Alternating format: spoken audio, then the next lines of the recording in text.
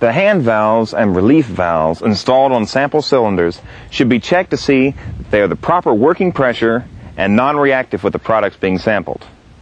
Proper maintenance of these valves is important because of the problems that can occur if the cylinder should leak. A leak of any type creates a sample which is not representative of the flow. Finally, all sample cylinders must be in a container that will protect both the valves and the cylinder from damage or loss of the sample when it is transported.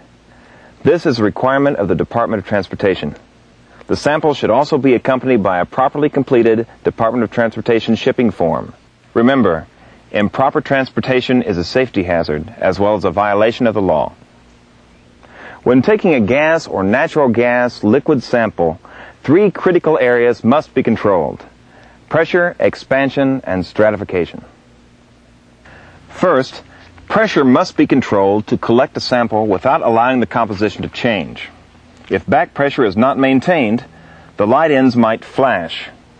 Flashing occurs when the pressure changes, creating a 2-phase sample and altering the composition of the sample. If the pressure is allowed to rise, it can also rupture the relief valve, and part or all of the sample can be lost. Expansion occurs as the ambient temperature of the sample increases.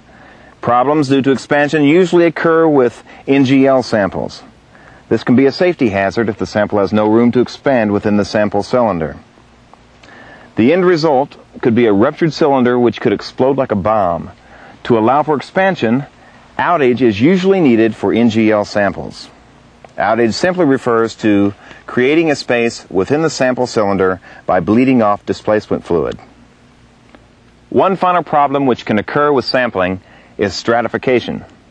Mixtures of hydrocarbons, if left long enough in a sample cylinder, will stratify or layer. A sample drawn off a stratified cylinder produces an inaccurate sample.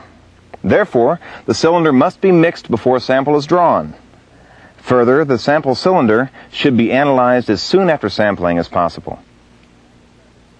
In order to collect an accurate sample, a proper sample point must be located and a probe installed. The sample point should be located in the section of the pipeline that has a constant flow and a minimum of turbulence.